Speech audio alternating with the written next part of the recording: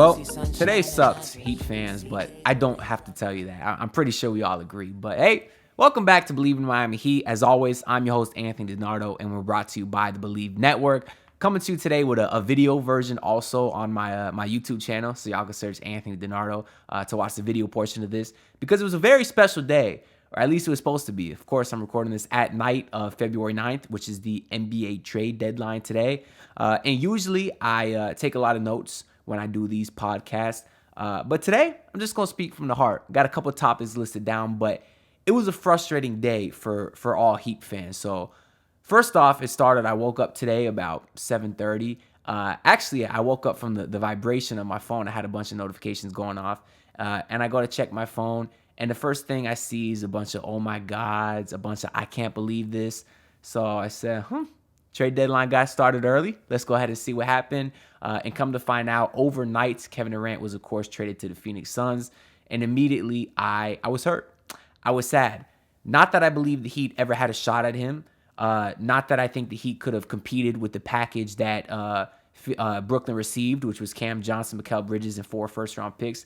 Not that that package is even great, by the way. I mean, those are 2 decent players, but one of them is 25 and Bridges is 26. So they're not super young players. They're not guys you can necessarily build around. And yeah, 4 first-round picks is decent. Again, something that he didn't have.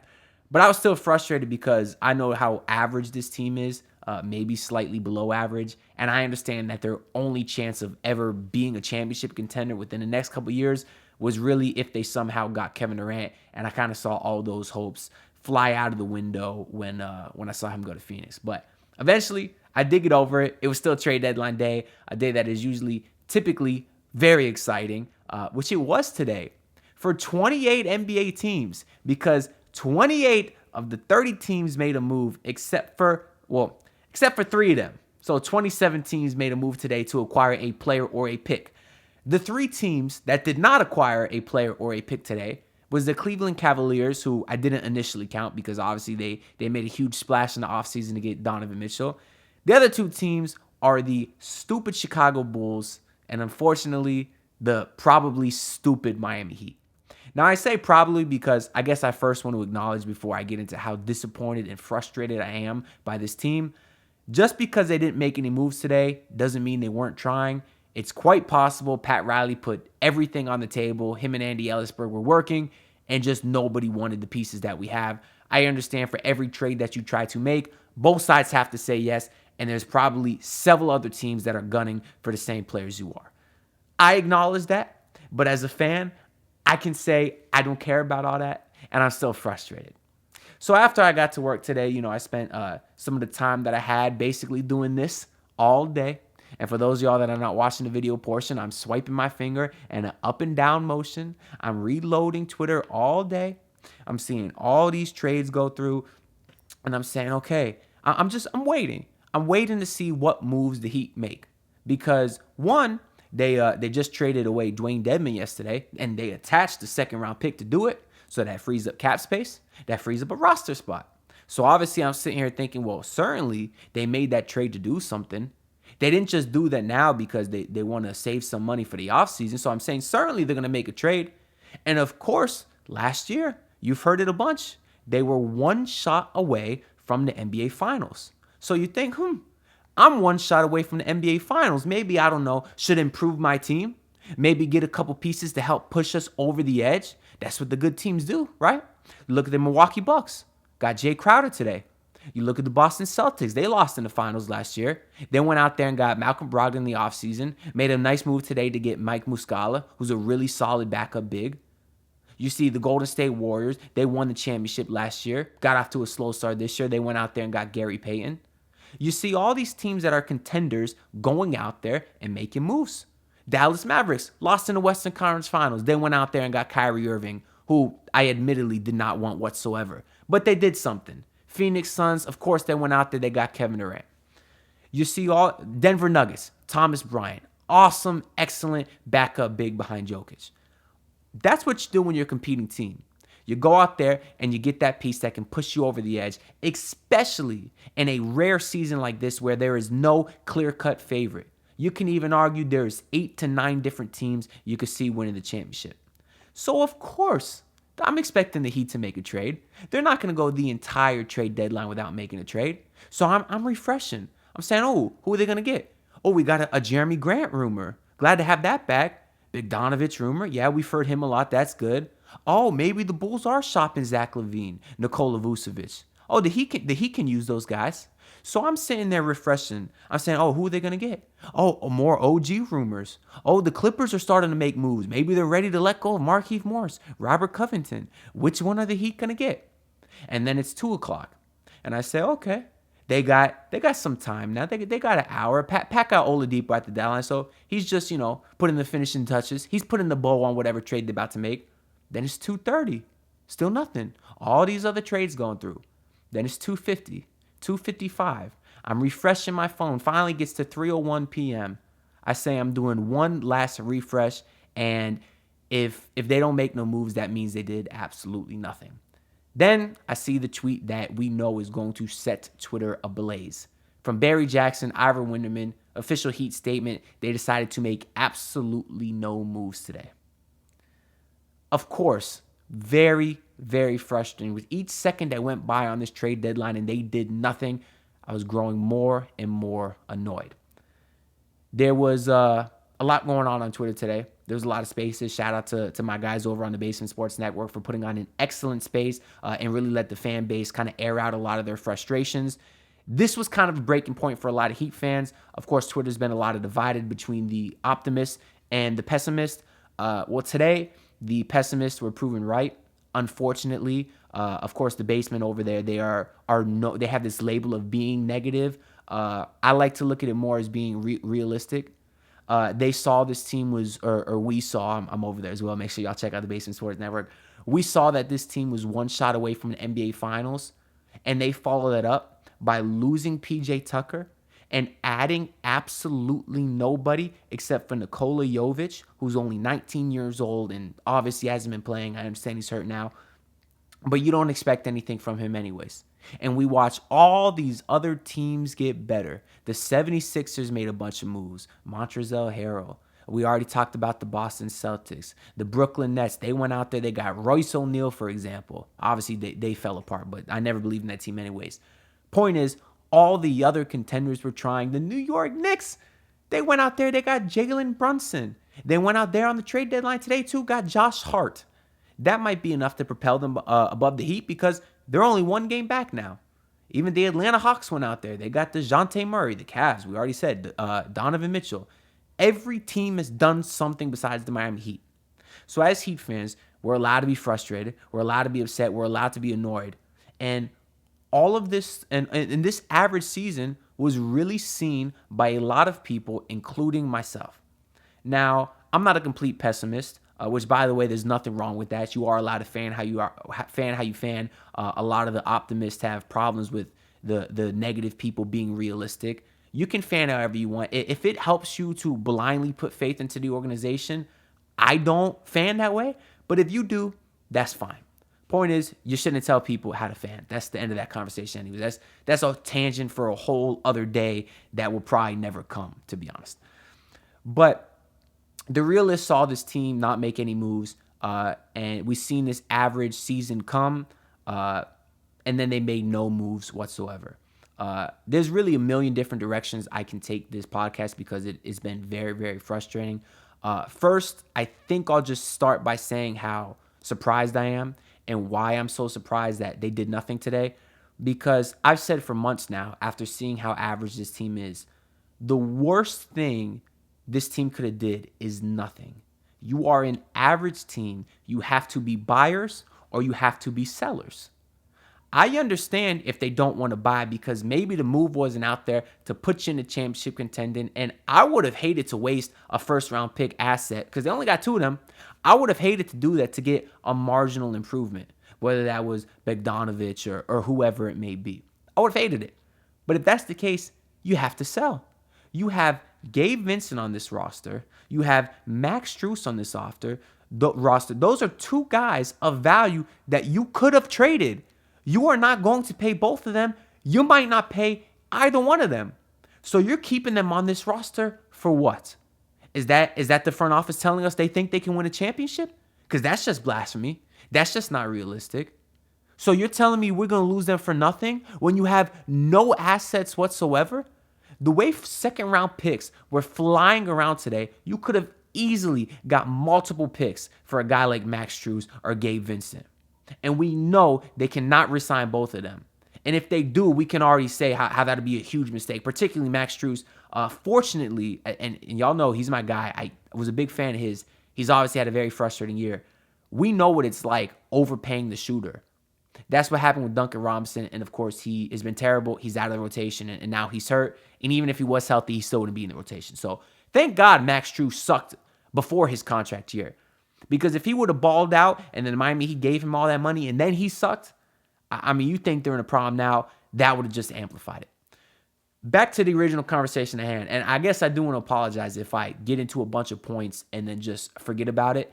Because like I said, I didn't really make any notes for this. My mind's all over the place. And I just kind of want to vent my frustrations as a Heat fan. And I know just from hearing the day on Twitter and listening to spaces and streams, a lot of people agree with me. So hopefully you can vent with me. And if you're watching on the video side on YouTube, feel free to comment or tweet me at Twitter at AnthonyD_Heat your thoughts. If you agree, if you disagree, if you think I'm being too harsh, too pessimistic, whatever.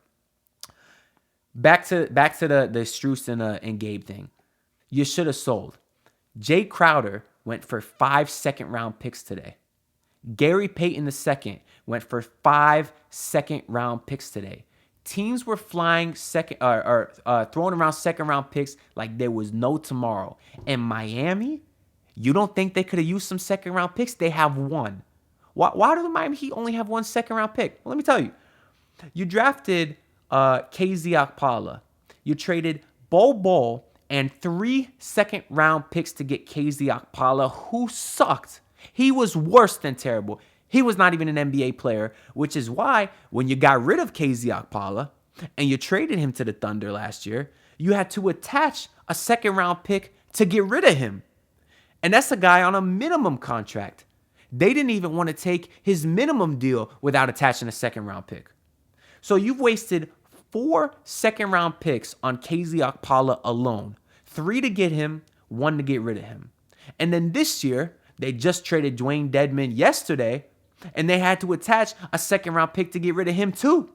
And he's an expiring deal on not that much money. And every single Heat fan could have told you this. You could go back and look at the logs of this channel right here. When the Miami Heat signed Dwayne Dedmon in the offseason, after a god-awful playoffs, every single Heat fan, including myself, said, "What are you doing?" Now, I did say at points for a guy on a minimum contract, he'd be a fine backup big, which is wrong also. But he didn't even get a minimum contract. He got a 2-year, $9 million deal with a team option on the second. So if you want to say 1 year, $4.5 million deal, that's what it was. For Dwayne Dedmon, who were you bidding against? Why did this man get a penny more than the minimum?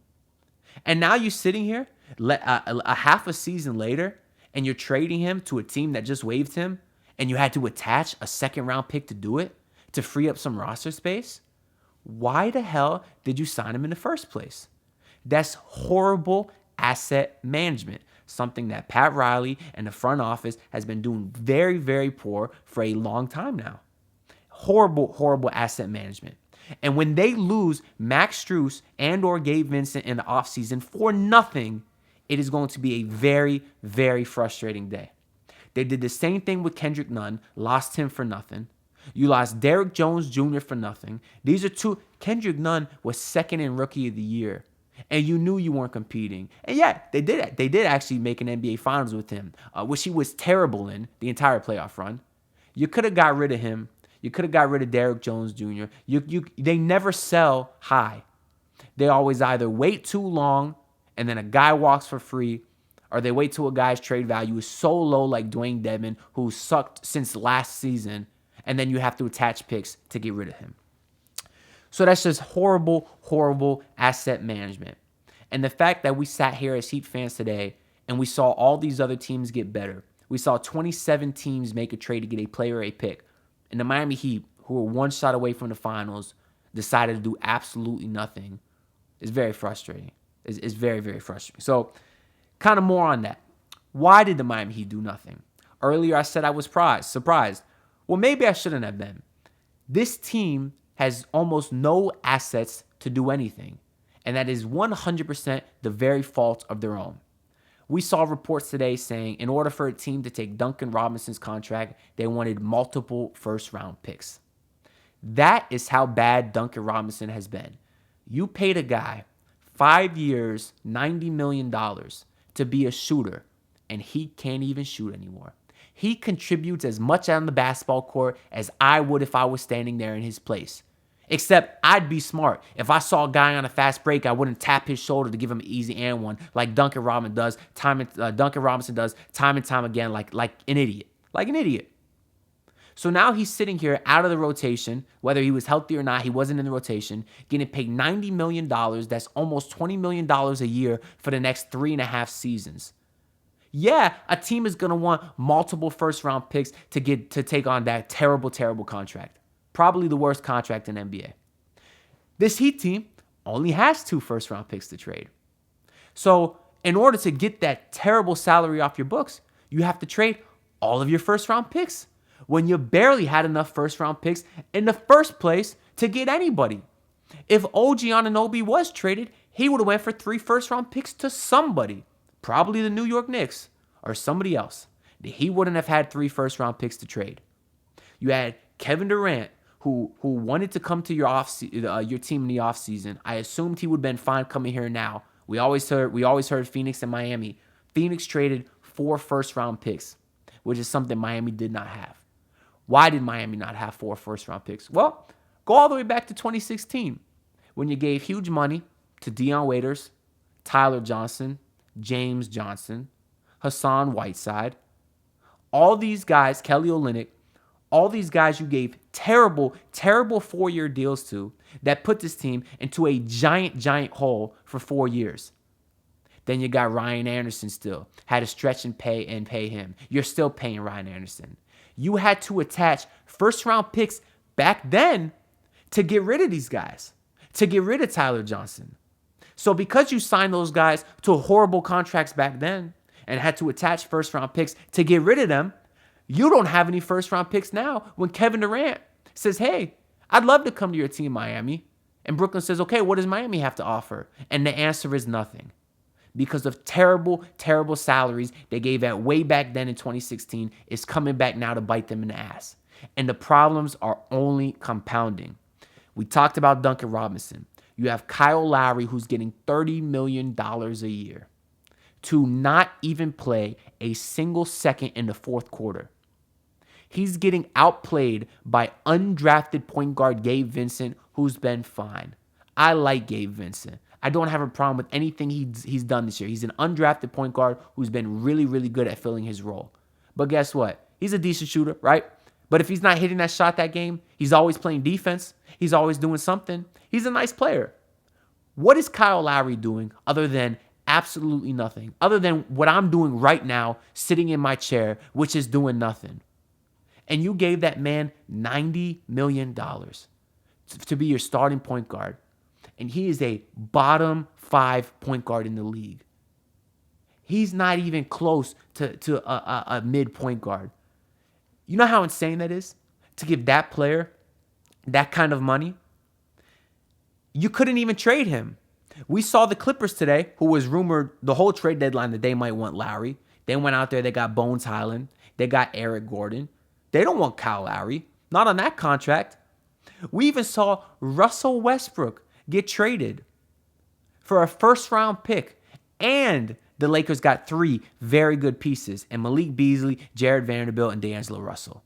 Usually, you have to attach a first-round pick to get rid of a contract, and then another first-round pick to actually get some good players in return. But no, the Lakers were able to trade 1. Now, I understand Kyle Lowry isn't an expiring deal. He's got a year and a half left. But the fact the Lakers were able to get that amazing package and the Miami Heat were able to do absolutely nothing or did absolutely nothing, it's weird. It's frustrating. It makes me question what the front office was doing today, what they were thinking. It's very, very frustrating. They've put themselves in a massive hole from terrible contracts over the years. And even when Jimmy Butler wanted to come here as a free agent, you had to sign and trade him and give away another first-round pick because you had no money because Hassan Whiteside was on the roster, who you paid over Dwayne Wade. By the way, I'd love Whiteside back. I know I sound like I'm a little mad at Whiteside now. I still love that man. But anyways, don't click off the video or dislike just because I said that. I can admit it was a terrible contract and all the guy did was stat pad. But I was a fan of his. I like the blocks. What can I say? Horrible asset management. You had a free agent in Jimmy Butler, a superstar who wanted to come here, and you still had to give up first-round picks to get him because you had no money to sign him. So you had to sign out some extra money. And send away Josh Richardson, who would have been a great piece next to Jimmy. Richardson, by the way, who got traded for 4 second-round picks today, which is kind of crazy. But very frustrating deadline for the Miami Heat. I was annoyed, and I was texting my boy Khalil. And he's basically like, I've decided to not waste energy on this. Speaking as him, he's like, look, we're sitting here comparing whether we'd rather have a 42-year-old John Wall with one knee or Russell Westbrook who can't shoot on the roster. He's like, look at ourselves. We're sitting here saying whether we'd rather have Orlando Robinson or Nerlens Noel. You know, this team's in a horrible spot, and I should probably not waste as much energy getting frustrated over it as I am, because it was inevitable, and a lot of people saw it coming for a long time, especially the people on the Basement Sports Network. So shout out to them again, because they were right. Not that they wanted to be right. I know personally, obviously, they did not want to be right, and I guess myself included did not want to be right, but they were. I was. Although the optimist in me was banking on that this team would actually be pretty good because of the internal improvement. Of course, Bam Adebayo, chef's kiss this year, has improved beyond our wildest imagination. I know we all were hoping maybe he'd shoot threes, but he'll get there one day. He really developed that go-to bag in the mid-range jump shot.